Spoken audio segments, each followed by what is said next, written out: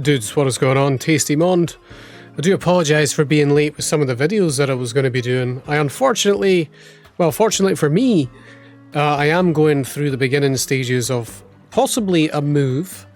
So I do apologise with some late stuff that's going on the channel. I was hoping to get some stuff out a lot earlier, but it is the way it is. Life is the way it is. I hope everybody's still enjoying Engage.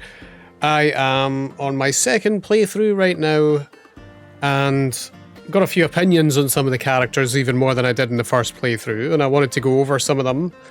The second playthrough, I'm on chapter 22 right now, and it's only taken me 30 hours to get there and done all power logs, apart from the DLC ones. It's another non-DLC run. I really blasted through the second playthrough and got some different opinions than I did in the first playthrough, I'll tell you that for free. I wanted to talk about who I think the best characters are in the game at the moment. Not necessarily a tier list per se, but like, who are the best characters in the game a month and a bit in, after like one playthrough and a bit, you know? At least for myself, and see what people are thinking, because I would like to know who you guys think are your favourite units right now, who you think the actual best characters are in the game, who will always be good no matter what you do. The ones that require the least investment possible kind of thing to be amazing, or who requires like just a little bit of investment to be actually amazing. Like things like that, you know, like no taking it too far and stuff. I do have like a little bit of a thing to say about the main character. I do think the main character is one of the best characters in the game. In my second playthrough, I have not been putting Byleth on them. They are not the dancer. I put Corin on them. 100% of the time, I was like, okay, let's give it a bash, and let's see how it goes. I do have to say that I think the main character built a wee bit better around no complete dodge, but also putting Corin on the main character has kind of like changed my opinion of them. I was kind of like, the thing is, with my first playthrough, I always felt like we were pulling damage out of our ass. We couldn't do enough damage just to like totally benefit from Corin on the main character. You know, I needed them froze, which is why I done it on Ivy and stuff. But I genuinely do think the main character in Divine Dragon, it's also not been as boring for me this playthrough, but I do think the main character in Divine Dragon is one of the best characters and classes in the game for the pure utility. People have already talked about this. I am also talking about it. I do think they're up there as one of the best characters in the game. With this pretty simple setup, I think it's better than the main character and Byleth. I think Byleth is actually a wee bit better on maybe a Sage or even someone like Celine, who can benefit, not necessarily like Thyrsus getting used too much, but the magic and speed that you get from that is probably better on them than it is on your main character, who's not entirely magic focused. But I do think the main character is one of the top characters in the game. I want to see what people think about it.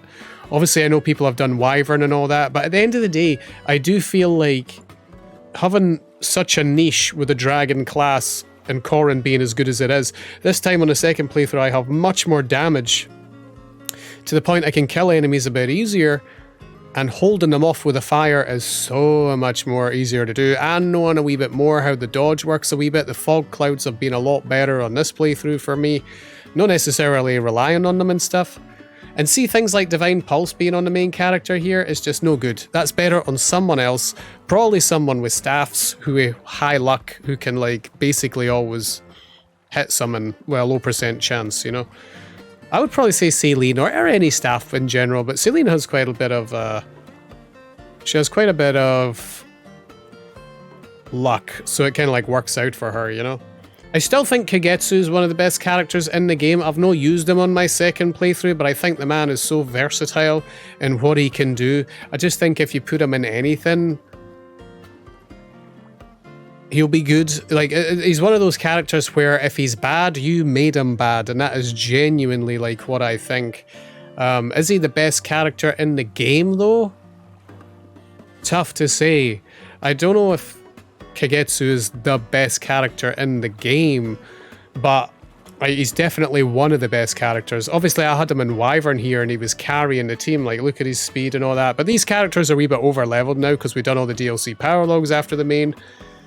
story was over, so I think this isn't a good representation of how they look in that. My second playthrough looks a wee bit better because we're only on like chapter 22, but I didn't want to show off those characters, and now I'll show them off after we're done and stuff. Kagetsu, I would genuinely say he is going to make the game easier for you if you play him. And that is kind of like the best way to look about characters as a whole. What characters are going to make the game easier for you if you just pick up and play them, you know, and nothing else can be really done. If it's something as simple as a class change, now I will say, I do think Kagetsu needs a class change. I do. I think Swordmaster's cool and all, and it's not like the worst Swordmaster ever, because they can like get 0% hit and all that. But I genuinely think if you put Kagetsu in some sort of axe class, I would say Wyvern or Warrior. I would say Wyvern or Warrior is probably his best classes. I would like to know what people think about that. Do you agree that he is actually one of the best characters in the game? I think we'll do like top 5. Top 5 ones I think are the best in the game at this moment in time.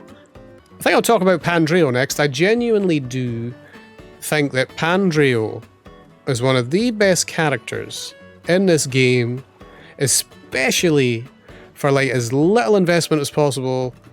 Now, I'm not somebody who like looks at the games where if I give them a master seal, oh, we're investing. Not really. Everyone gets a master seal. Everyone gets a second seal. That's how it goes. Some people need a little bit of tweaking to go from great to amazing, you know? And I think Pandreo's one of those guys. And I genuinely think the Mage Knight class in general is probably one of the more better classes in this game, because this game is all about speed. Speed, speed, speed. And Pan is fast, especially if you put him in Mage Knight. So I think that is genuinely his best class and his best role in general. It has to be. I think if you use him as anything else, you're wasting his talents. That's what I would genuinely say right now. We're only a month and a half in. Take my opinions with a grain of salt, just like everyone else's. I'll just give him my wee bit of opinion. I'm using him on my second playthrough as well. I just love the guy. He's one of my favourite characters in the game. I have to use him. I love him. Why would I not use someone who's got this much magic and speed?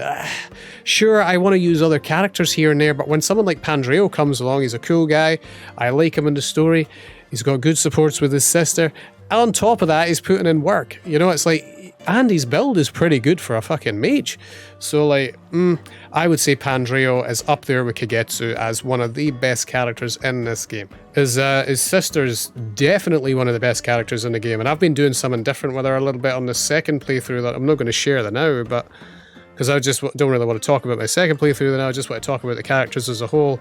These are consistent characters. I'm still using her in my second playthrough because she's so fun to use and she's so strong, but I'm not using her as simple as what we're seeing here. Like Warrior Panette is obviously awesome. Obviously, but what else is she good at? You know what I mean? And is she good at something else? Just maybe a wee bit. She's one of those characters that doesn't need any sort of investment to be good, you know what I mean? I feel like putting Duelist... I actually, in my first playthrough, I'm going to tell you right now, I relied on stuff like Dual Assist right now. A bit too much. I wish I didn't get this. This was 2000 SP. Obviously, it's fine to look back on your first playthroughs and be like, holy shit, what did I do wrong? Well, quite a lot. Dual Assist, but at the end of the day on that first playthrough, we needed more damage where I could get it because I didn't have that kind of damage.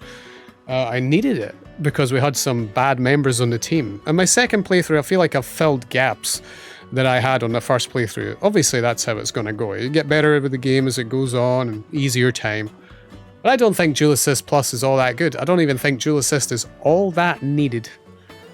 At the end of the day, you could get someone else for 2000 SP. For instance, you could put like normal Wrath on her for 2000 SP, and I think that's a great way of going about it. But I do think if you're looking for Panette to be good, like right out the bat, she's just one of those characters where, like I'm saying, if she's bad, you fucked her up. You know what I mean? Sure, she comes in Berserker, and like people will maybe make that mistake, but she's got too high a strength growth for people to ignore it. You know what I mean? It's just like, you can see the amount of crazy strength she's got. The Silver Great Axe is good on her too. Now, I will say this, I think looking back on it now, Silver Great Axes and all that stuff are really good at a certain point with her. But later on, they're not the best way to go about contributing with her, I don't think. And just looking at it here for what I did on my first playthrough, But like, I think the warriors need a killer axe, you know, and I think their best combo is definitely Ike. And sure, Panette is the best one to do it, at least right now. But I think there's other stuff we can do with her because she is good by default. And anybody can kind of do the Ike thing. Maybe they'll do it with 10 less crit than her. But I feel like anybody can kind of do the Ike thing. I feel like we could make somebody a warrior, even like, I've no used Boucheron, I've no used him. The more time goes on, the more I think about characters like that. I'm getting sidetracked here, but he's got high build and all that stuff early on. But it doesn't matter, the killer axe doesn't weigh a lot. But I feel like any relatively high strength character in warrior could pull off what she does in warrior with the Vantage Wrath kind of thing going on. I think so. I don't think it would be terribly out there to look at it like that. But I do think she is top 5. I think she's absolute top 5. I'm using her in my second playthrough, and I'm even more impressed on my second playthrough with what I'm doing with her, because I've no got her in warrior. Put it that way. I think she's top 5 in the game right now, for me, definitely. And I think her best class, at least right now, I would say warrior, you can't go wrong with it. You know what I mean? She's crazy damage. Yeah, definitely she's the best warrior right now. But Kagetsu would make a hella good warrior as well, and he'd be a fast one. So different ways of going about it. Top 5 character, 100%, I would say. I would say Merrin. I'd say Merrin is actually one of the best characters in the game, straight up. Especially because like you can use her in her default class. You know what I mean? You can use her in her default class and she'll get the job done. Sure, she has a low strength growth here. I'm actually tried her in something different on my second playthrough, and it's nowhere near as impressive as her in Dog. You know what I mean? But I've got her more as a utility unit in my second playthrough, which has been great actually, because I'm trying someone else's Wolf Knight. So I thought, oh well, I don't want 2 Wolf Knights, so just have the one. And I was trying to like see what else we could do with her. So she's kind of like a dodger, is what I've kind of got her going on with. But I do think, by default, you'd be doing yourself like a problem if you didn't use someone like Merrin. I think, by default, she's one of the best characters. But I do think, if you're going to do like a Maddening run, I think you have to kind of maybe use Lucina on her, like right off the bat. It seems like the most obvious thing that makes sense, Lucina. Just because the poison stacking is so strong, but I will say this. Relying too heavily on poison stacking could be a problem. I don't think everyone should rely on poison stacking too much. Like myself, I really relied on it in the first playthrough. To the point where I was like, shit, we need that extra damage. And Merrin was the one that provided it for us. But I wonder what other class she's really good at. Because right now it kind of feels like everybody just looks at her as like the best Wolf Knight in the game. And I would tend to agree that she probably is the best Wolf Knight in the game. The other Wolf Knight I'm trying right now in my second playthrough is, believe it or not, better. Because see this speed stat here being at 38? Isn't it the best when you've only got 20 strength? Now you can do other stuff like about that, but the other person that I'm using right now in Wolf Knight has a lot more strength, and we just had to buff the speed up a little bit.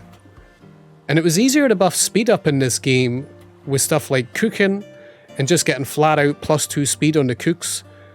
I think that's the best thing to go for in the cooking, just flat out +2 speed. And it's nice to get strength and defense and all that, but the +2 speed is too huge. And like I'm saying, I don't think she requires any actual investment to be as good as she is right off the bat. She's someone you can use from like chapter 13 and she'll still be pretty good up until the end of the game, especially if you do put Lucina on her and she can go around poison stacking everyone for you. I think she's up there as possibly top 5 in the game. Yeah, I would probably say that's my top 5 characters in the game, at least as of right now. I might not be using some of these characters on a second playthrough, but that's only through choice. I think it would always be best to use those characters in any playthrough, and they will make the game easier for you. Like I said, this isn't necessarily like a tier list, but it's just my personal, who I think are the top 5 characters in the game, at least combat-wise, you know? So we've got a mage, we've got like a couple of physical units.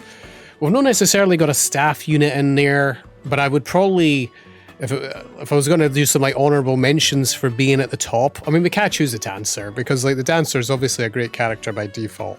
I would probably say Hortensia's the best staff unit there, and like using her by default is great. And I'll tell you this right now, on my second playthrough, just started using her a wee bit when you get like the 13th and 14th slots. She can come in, just straight up promoted, and do what she was doing for the whole playthrough, like in my first playthrough, with like zero investment other than a master seal, because you didn't need to have levels to be good at using staffs. Do you know what I mean? Like, not really. It's she can always do that. She's always got her personal ability.